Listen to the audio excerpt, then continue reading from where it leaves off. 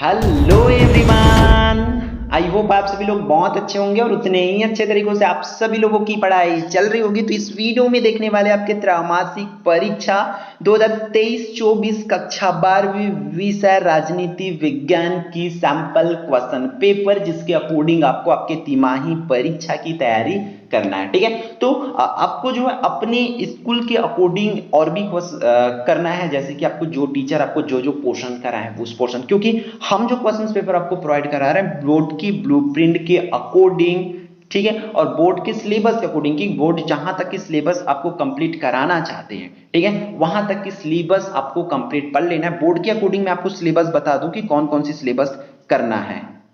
ठीक है, तो बोर्ड के अकॉर्डिंग आपको शीत युद्ध का दौर करना है। ठीक है, याद रखना शीत युद्ध का दौर। दूसरा, आपको दो ध्रुवीयता का अंत, फिर समकालीन विश्व में अमेरिकी वर्चस्व, सत्ता का वैकल्पिक केंद्र, और आपको करना क्या है, समकालीन दक्षिण एशिया, अंतरराष्ट्रीय संगठन, और नीचे आपको कर लेना है समकालीन विश्व में सुरक्षा, पर्यावरण और प्राकृतिक। यहां तक कि आपको सिलेबस कंप्लीट करना है सितंबर माह तक में। तो वहां तक कि आपको क्वेश्चंस पेपर्स जो है प्रोवाइड कराया जा रहा है। तो ठीक है, फिर चलो हम देख लेते हैं आपकी क्वेश्चंस को कि किस टाइप से आपको, देखो, निम्नलिखित प्रश्नों को उत्तर दीजिए। मींस आपके 1 मार्क्स वाले क्वेश्चंस पूछे जाएंगे, तो हम आपके 1 मार्क्स वाले क्वेश्चंस आपको दिखा देते हैं कि किस टाइप से क्वेश्चंस की आपको तैयारी करना है। ठीक है, तो आपकी स्क्रीन पर आ गई है फर्स्ट क्वेश्चन। क्या बोला जा रहा है कि समकालीन विश्व राजनीति क्या है, उसको आपको लिखना है 1 मार्क्स के लिए। ठीक है, समकालीन विश्व राजनीति क्या है। फिर नेक्स्ट क्वेश्चन है सोवियत प्रणाली क्या है, उसको बताना है 1 मार्क्स के लिए। फिर नेक्स्ट क्वेश्चन की ओर चलते हैं, क्वेश्चन नंबर 3 और 4 आपकी स्क्रीन पर है।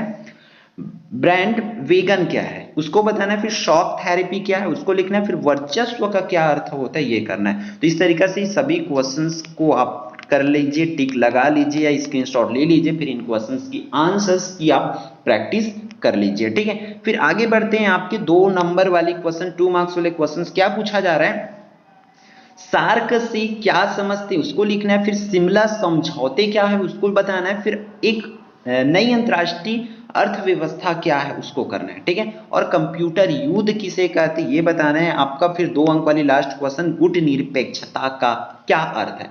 तो ये रहा आपके 2 मार्क्स वाले इंपॉर्टेंट क्वेश्चन। इन क्वेश्चंस को अच्छे से आप लोग प्रिपेयर कर लेंगे और इसके रिलेटेड क्वेश्चंस की तैयारी जरूर करेंगे। ठीक है, फिर नेक्स्ट क्वेश्चंस की ओर चलते हैं। आप लोगों की तैयारी ये सब चीज हो गई है, तो आपकी पढ़ाई तो बहुत अच्छे से जा रही है, बट आपको एक भी क्वेश्चंस याद नहीं है। कई बच्चे ऐसे होते हैं, क्योंकि आर्ट्स में आते ही क्या वो सोचने लग जाते हैं बच्चे की क्या पढ़ना आर्ट लेके। भाई आर्ट लेकर के पढ़ोगे तो सबसे मजा आर्ट में ही आती है, क्योंकि आप रियल चीजों पर बात करते हैं, है ना। इस वजह से जो है इस आर्ट को भी उतनी शिद्दत से पढ़ोगे तो सबसे अच्छा स्कोर आप ही कर सकते हो। ठीक है, तो इसलिए मेहनत तो आपको तगड़े से करना पड़ेगा। शीत युद्ध के परिणाम को लिखना है, कोई 3 परिणामों भी। ठीक है, या शीत युद्ध के जो प्रभाव है उसको लिखना है। फिर क्यूबा संकट किसे कहते हैं, उसको लिखना है 3 मार्क्स के लिए। फिर सोवियत प्रणाली की प्रमुख विशेषताएं को आपको लिखना है। ठीक है, तो और साथ ही अगर आपने हमारे यूट्यूब चैनल एकलव्य आरपीएस को सब्सक्राइब नहीं किए तो वो भी कर लीजिए। टेलीग्राम को सब्सक्राइब नहीं किए तो टेलीग्राम पर भी जाकर के ज्वाइन कर लेंगे, क्योंकि अपडेट जो है आपको वहां पे मिलेगा। और बाकी जो सोशल साइट्स है जैसे इंस्टा वगैरह में भी आप एकलव्य आरपीएस सर्च करेंगे तो आपको वहां पर मिल जाएगा। ठीक है, तो चलो आगे बढ़ते हैं। फिर आप लोगों के सीधा 3 मार्क्स वाली 2 क्वेश्चन और बाकी। क्या बोला जा रहा है, यूनेस्को का उद्देश्य को बताना है आपको 3 मार्क्स के लिए। फिर 11वां क्वेश्चन, भारत को किन किन कारणों से नाभिकीय परीक्षण हेतु विवश होना पड़ा, किन कारणों की वजह से नाभिकीय परीक्षण करना पड़ा भारत को, ये आपको बताना है। फिर आपके 4 अंक वाले क्वेश्चन इस तरीके से पूछे जाते हैं, भारत जैसे देश के लिए सोवियत संघ विघटन के क्या परिणाम हुए, उसको बताना है। या इसके और में आपको इस तरीके से क्वेश्चन पूछे जाएंगे कि भारत अमेरिकी मतभेद के प्रमुख मुद्दे को लिखना है।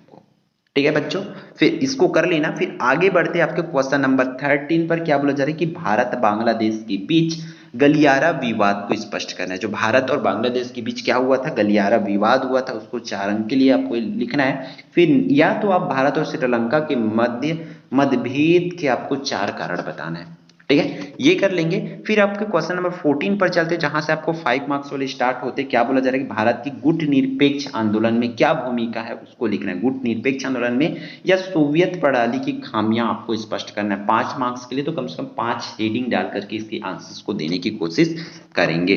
ठीक है, आपके लास्ट क्वेश्चन आपकी स्क्रीन पर है। क्या बोला जा रहा है, सुरक्षा परिषद के कोई 5 कार्य एवं शक्ति आपको लिखना है, अथवा संयुक्त राष्ट्र संघ के ढांचे को बदलने के लिए सुझाए गए उपायों को आपको, क्रियान्वयन में आ रही कठिनाइयों को, आंदोलन का आलोचनात्मक मूल्यांकन करना है, आपको यह लिखना है।